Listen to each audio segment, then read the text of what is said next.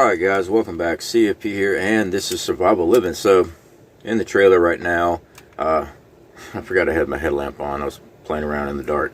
So, playing around in the dark, one of the biggest things that we discuss on our channel is preparedness when the power goes out. Whether it be EMP, cyber attacks, solar flare, corona mass ejections, or somebody decides to flip the switch. Now, we have talked about this in the past on our earlier parts of our videos back when we first started about our substations and things that are unprotected here in America. Okay? Our transformers, things like that. And the reason why we brought this up, we've done reports in the past of people shooting and taking these things out. So, 3 years ago, I did a story on a article that's put out about domestic groups. Okay? Domestic T-cells here in America that had plans on hitting these infrastructure systems, our power grid. So now the DHS and, well, the DHS really did the main warning. Now the FBI is involved and stuff like that.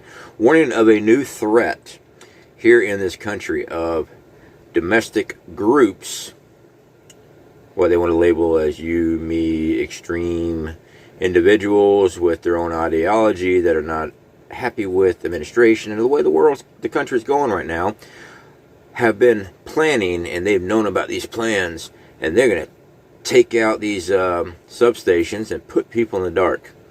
Well, no matter what you believe in, me personally, I believe this is going to be a Fast Freddy event. We have talked about this before, because if you can't muscle the American people into doing what you want to do, you need to make them beg for your help. So if they turn off the power, a lot of people they're going to be asking, they're going to be begging, because they are not prepared. Now, we have covered so many different aspects in preparedness for generating your own power, everything from solar, like we have, and that was piece by piece, every single bit of it. We didn't just roll in with several $1,000s and go drop it in to get solar. We had to build it ourselves. I had to figure out how to do it. As it turns out, it's not that hard. I mean, I figured it out. So we've been living with our solar for over 2 years now, 3 years, 2 years, something like that. All right, we've had it for a while now. Works great. We constantly discuss gasoline generators. Okay, we talk about gasoline generators, storing fuel, keeping fuel on hand. Now, earlier today, I was out at our local Walmart because we use propane for a lot of different things. We have 100 pounders, we've got 20 pounders, we've got 1 pounders, we even got the small ones for backpacks. So we are always using them, and I'm always cycling through and picking up extras and things like that. When I went into Walmart, I saw this right here. So,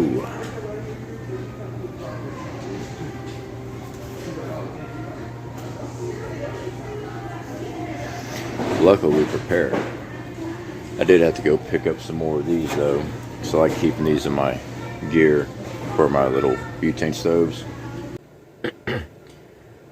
So as you see, my local Walmart didn't even have any, and that was a few hours ago when I went to go check that out. We got plenty on hand. Those things are refillable if you want to get a certain apparatus and adapter to go from a 20-pound tank to that. You can fill them up. I'm going to warn you right now. If your storage facility or your storage location's outdoors, like down here in Florida, and you have these things exposed to the elements, that steel, those 1-pound tanks are, they're not going to last you very long. As a matter of fact, if they're exposed to the elements, even with a tarp structure over it, they start rusting up. So they're not going to last very long. That's why I like the larger tanks. We have adapter hoses from a larger tank with a regulator. We keep plenty of those, and that way we can actually attach it to either lanterns if we wanted to use that, or dual burner stoves. We've got a single burner stove. We got solar. We can run electronic cookers if we want to. But the fact is, most people overlook the simplest thing ever: a campfire. A campfire will cook anything. But if you're in really bad conditions and stuff like that, like snowing outside, obviously you don't want to be sitting there freezing your butt off by a campfire trying to get dinner cooked. Alright, so there's many different ways of doing that. So that's why I was there. I had to go in and get some more backpack canisters, and I just happened to notice they were slap out. So again, with power, guys, we even showed the solar generators. we've been doing reviews the last 5 months, I believe it was, on all kind of different brands and products on those. Many of those things we are affiliated with. Some of them we're not affiliated with, but I was able to do reviews and stuff like that. Now, with the solar generators, sure, you'll get a certain amount of wattage and a certain amount of amperage for a while, but you need to have a way of generating power to recharge it up, either by generator or by solar. I like the generator option because when I'm already using my solar generator and it's on this last leg because it's just about out, I can run my gasoline generator, make up different stuff like that, throw it on, charging that sucker up while I'm running the gasoline generator, or I can hook up my solar panels directly to it and start charging. So choice of yours on what you want to do. I'm just saying you need to start working on an alternative power source. We've talked about this before. The fact is, when I see reports from DHS about how the American people, the extreme individuals, they're out to get us, that's when I automatically start thinking that they are planning something on their end as far as a Fast Freddy, and that's my concern.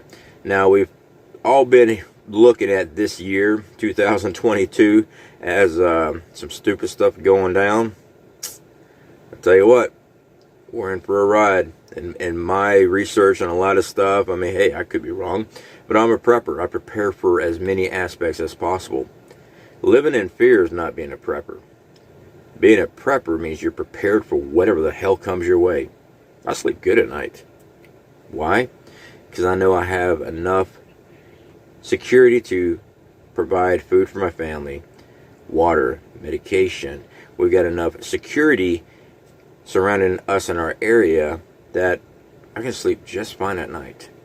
But I also know that I have to keep my eyes open for anything that's coming, a threat coming that's too large to deal with, and you gotta have a way out. All right. So trust me, I would rather stay home, stay with all the comforts of home, absolutely. But I got other plans too, and if I have to boogie out, I will. But you got to have a plan in place before you go do something like that, because you can get messed up doing that.